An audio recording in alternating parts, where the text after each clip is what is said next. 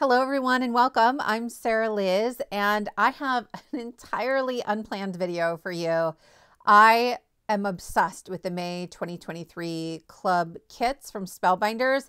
So this is the Die Hard value club. It's the large die of the month and the small die of the month. So there's the banners and balloons, and then there's the airplane with the banners. This was $35 and free shipping. It's a heck of a deal.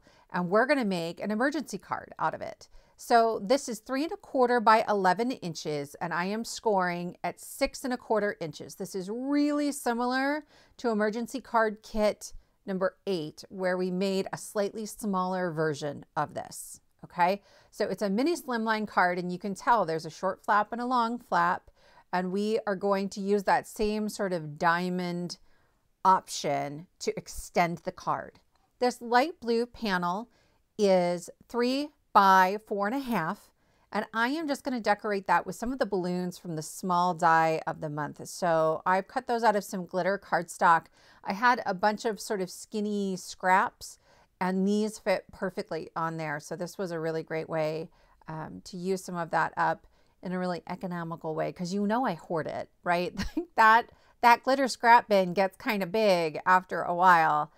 As I add my clouds, I'm letting them hang off the edge. I like the way that makes it feel like the scene is being extended. And then I will just flip this over and trim off the excess.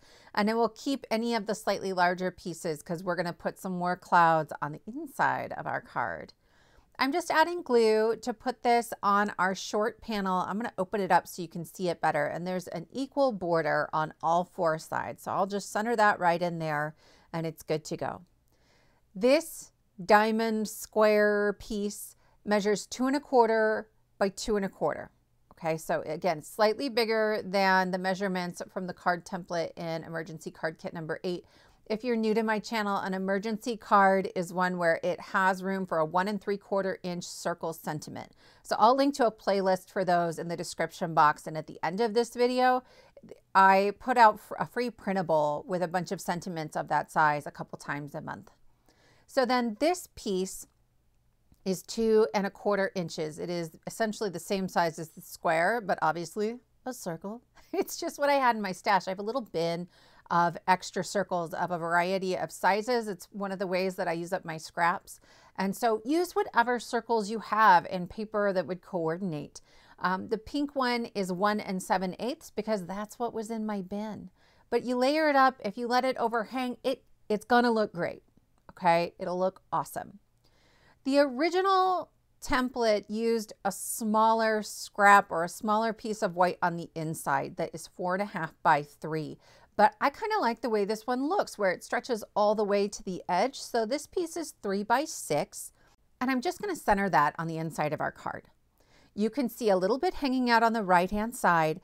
And so I want to create a reverse pattern of what's happening on the front of our card. So I'm using a light blue alcohol marker and I am scribbling over that glitter cardstock.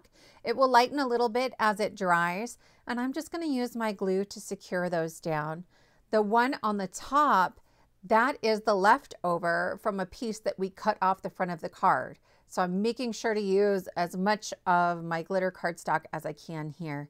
And I really like how that looks. Then we are going to turn this into a scene from up. You could certainly use that sky background for the airplane. You could use it for any sort of like flying critter. Use what you have. But my husband and I love the movie Up. And so I am using the Home for the Holidays die set. It's an older one from Concord and Ninth. And I am just building this little house. I'm really just going to use like the roof and a little bit of that yellow. So I'm layering up the pieces, but really you probably don't even need that second yellow piece that's on there. Then I've arranged my balloons into a cluster. The balloons come from the large die of the month, and it cuts 3 balloons at a time from that die. Once I have them where I want them, I have a piece of see-through sticky grid. I'll link to the ones I like below. I know a lot of people use press and seal for this, but press and seal to me is kind of flappy, right? I pick it up and then I'm like wrangling it, and I need 3 hands to make it work. When I picked up my balloons, With my grid, I was able to put the grid right into the corner of my card. So now I'm going to line it up again in the corner with the glue on my balloons. And I know I'm placing them back down exactly where they were when I picked them up. The tack on this one is kind of perfect. It's just enough. It works really, really well for me. There's also a die in that large die of the month that cuts a whole bunch of balloon strings at the same time. So I have a pile of them. And I am just arranging those and tucking them right underneath my balloons. I didn't bring the glue all the way down to the bottom because I knew I was going to do this, but I maybe brought the glue lower than I needed to, and I'm having to use my pokey tool to kind of get back underneath those balloons. We managed, it worked, and they don't need to be perfect. You're going to see very little of the balloon strings because our house is going to cover that up. So I'm just kind of overlapping them and letting them knot up at the bottom. And then I will flip it over and just use my scissors to trim that off at the bottom of the card. For my house, I can really only fit the roof, but I definitely want at least some of the yellow so you can tell what house it is. To make sure I get a straight cut, I'm gonna line this up in my trimmer. I ended up cutting this twice, actually. And the first time it was not straight because I tried to do it with my scissors and apparently I am not to be trusted. So I cut it this second time. It all worked out pretty well. And I'm going to tuck a little piece of gray cardstock behind there because just a hint of the window is still there. And you could see the strings of the balloon through the window. I'm going to pop this up on some thin foam squares from Spellbinders. Because of the balloon strings, it wasn't going to lay flat anyway, but I didn't want too much dimension on this card. Then this is emergency card kit number 2. It was a Valentine's Day theme, and I'm punching out this one that says, "Love is in the air, try not to breathe." This is my 1 3/4 inch EK Success punch, but you certainly could use a die for that. My husband has a birthday coming up and Father's Day coming up, and I think just for the month of June, I'm just going to leave cards all around the house for him. I think he'll get a kick out of this one. So this is our Up themed card. Let me know, do you like Up and who is your favorite character? Because we go round and round about this. Card number 2 is a box card. There are no specialty dies here. We're going to use some basic shapes and it's surprisingly easy. Okay, so if you're worried about a box card, I promise you can do this. We're going to start off by building our airplane. This is from the small die of the month. And I swear to you, this is the bargain of the entire website. Okay, the small day of the month by itself is $15 and free shipping. And it's so good, right? You can often get these after the month is over, but then the price goes up. If you get them during the order window, which if you're a new subscriber is going to be the 6th of the month through the 27th of the month, not only do you get this really discounted price and free shipping, but you get 10% off all of your other Spellbinders orders for the rest of the month. Okay, so you always get a bargain, a huge, huge bargain with the clubs, but this one is the best. Hands down, it's the best. Okay, so I am piecing together my airplane. I've cut out the wings and then the body of the airplane out of this sort of pale purple and a navy blue, and then a couple of these accents I cut out of silver cardstock. If you don't like little fiddly bits, skip those silver pieces. It's not a big deal. I have seen other people put this together without those, and you can't hardly tell, right? Totally fine. I did have to put a little bit of tape behind the body of the airplane because that sort of navy racing stripe, that's a hole. There's just a big old hole in the plane, and we're making a shadow box. And so this isn't going to lay flush against the card. It's going to be sort of popped up in midair like an airplane. I took my pencil and colored in the spots where they're sectioned off. The die debosses some lines in there so you know where to line everything up. And I thought it'd be easier for you to see that way. When we go to attach the body to the wings, you got to take those 2 little pieces at the top. Make sure they're behind that top wing. And then that piece at the bottom on the body that I've scribbled in with pencil, I'm adding glue only on that piece for now. And that bottom left wing is going to overlap that, and you can just line it right up with the curve that has been impressed into the paper. Then I will flip it over to its back side and add little dots of glue in the other places where they overlap. This airplane took me about 6 minutes to assemble, and considering most cards take me about 45, I figured that wasn't too bad. This was the second one I put together. The first one took me probably 10. So hopefully this is a nice guide for you just to kind of see which pieces are which and how to put everything together. This propeller is maybe my favorite part of the plane. It has such great movement to it, right? You can tell which direction the propeller is going. One of them is slightly shorter than the other, which really just creates that sense of dimension. And so I'm going to add that onto the front of my plane, and then we have the wheels that are going to get attached to the bottom. So I'm going to stack those little pieces up, and then I found that the easiest way to do this was to just add a little bit of glue onto the nubbin and then lay that onto the wheel instead of trying to pick up the wheels and trying to figure out like what side I should be looking at. That worked really, really well for me. There are 3 pieces to the banner, and there are 3 options for that banner. So this one says happy birthday, but there's also you did it and hip hip hooray. And on the slightly darker pink pieces, there again are those lines impressed into the paper to show you exactly where you should put your glue and which pieces should overlap. So that goes together really quickly. At the top of that banner are 2 little spots where you can overlap that silver piece to connect it to your airplane, and we'll do that later. To make our box card, I have a piece that is 4 1/4 by 11 inches, standard card, and I am scoring at 1, 5 1/4, 6 1/4, and 10 1/2.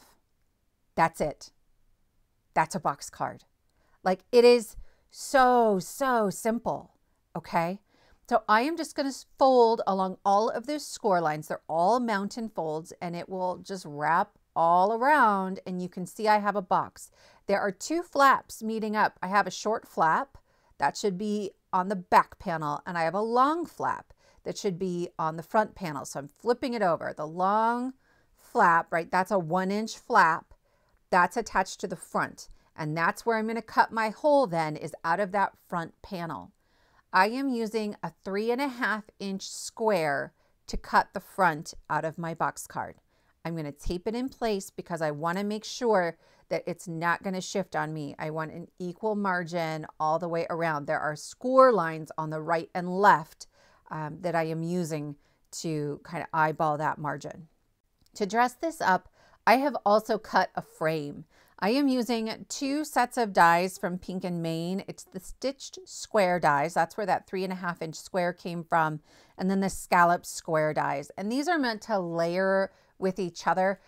You don't have to do this part, but I thought that those scallops kind of reminded me of clouds. Plus, I love a scalloped everything. When I started card making, oh gosh, 15 years ago maybe, I felt like scalloped things were really popular, and then they kind of got less popular, but I feel like they're back. Maybe it's just me, but I'm so excited. I have added tiny dots of glue to add that right around the opening in my box card. This piece is 4 1/4 by 5, and I'm going to score at 3/8 of an inch and 4 5/8 of an inch. Okay. And that's just to make my score tape go on a little more easily later. And then I'm going to cut a 3-inch circle out of the center of that panel. If you want to simplify your measurements, you could cut this at 4 1/4 by 4 3/4 and score at a 1/4 inch and 4 1/2. But do you see how I'm just like laying on some 1/4 inch score tape? That's because it's 3/8 of an inch instead of a 1/4 inch. At a 1/4 inch, I had to trim things, and I don't like that. To put this together, I have turned everything sideways, and I am making sure that my circle panel is exactly lined up with my larger panel, okay? What is the top and bottom? Now the sides have to be exactly in line with each other, or this is going to be wonky, and when you try and put it on display, it will wobble. I have removed my release paper, and I am lining that up with the score line at the bottom of that 1-inch section that we have scored off. That's going to be the side of the box later. I line it up with that score line, and then I will fold that flat into the adhesive. This makes sure that your card still has the ability to fold flat when you want to put it into an envelope. I have turned my box so it's right side up again, and I'm just checking to make sure everything looks right. So I'm kind of folding the flaps on the side into each other just to kind of see, is everything looking right? And it does. So now I'm going to start decorating. It's a little easier to do the decoration on the back and in the middle before I glue the whole box together. It can be done after you glue it all together, but this is easier. So I'm just using some wet glue, and I am adding clouds around my back panel. Probably the 2 is fine, but in my head I was like, there must be 3, everything in 3s. So I'm trimming this one off, and I will add a little bit of glue, and I'm going to put it right against the score line. I want to make sure I'm not going to overlap that score line, or I'm going to have problems opening and closing and folding things and getting it into my envelope. Then I am going to secure the middle of my box. So I am folding it on the score line on the left. Then I will remove my release paper, and I have my 1/2 inch flap on the right still hanging out. I will fold that flat into that adhesive, okay? So all the layers of the box right now are flat against the table. That's really, really important. And you can see, here's my box. Everything looks great.